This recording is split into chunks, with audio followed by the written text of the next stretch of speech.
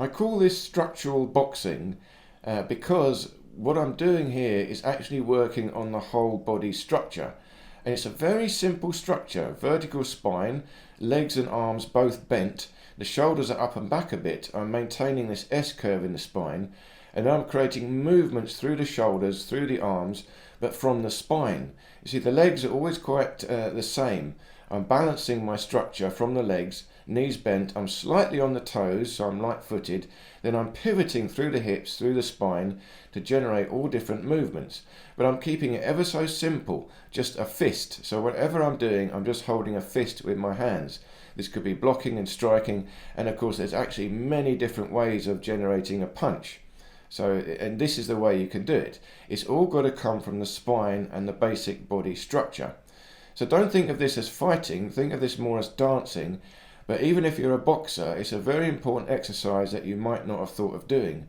Because if you can maintain the perfect alignment of your whole skeleton, it's the skeletal structure, you will move more efficiently.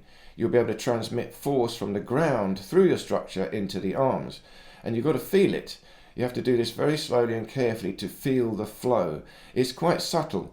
Now when you can get it, you can add it on to your normal powerful boxing training. See, this is low power, low speed, and we're just a couple of old guys. We don't want to hurt each other anyway, but we're just trying to feel an alignment, a flow through the body. When you're doing it with a partner like this, it's got to be spontaneous. You have to be able to react, but when you react, you're trying to still feel the structure.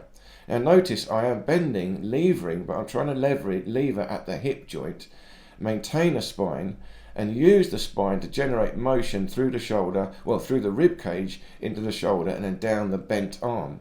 See, I'm not really doing much from the elbow down to the fist, just holding it in that position. I'm trying to generate the motion from the spine.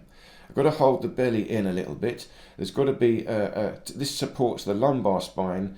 Pulling in the belly is the TA muscle and activating the obliques at the side. There's a slight tension around the waistline, but I'm sinking down, sitting into the hip joint, allowing the hips to move.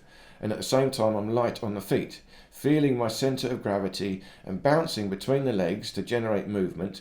And then you've got to use this bounce through the spine, into the shoulders, into the arms to create punching movements. But of course, these can also be blocking movements.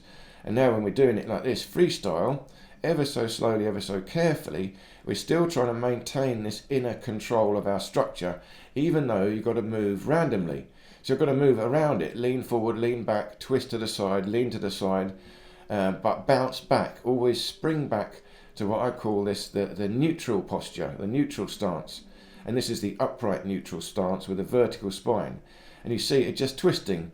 I'm just twisting, pumping from the back leg through the hips, through the spine. This generates movement, but very efficient movement. Now I'm twisting and leaning. Again, you can lean back but punch forward, lean forward and punch back. All different movements can be generated from this. And you've got to be light on the feet, light on the toes, so you're moving as well. Allow your whole body to move.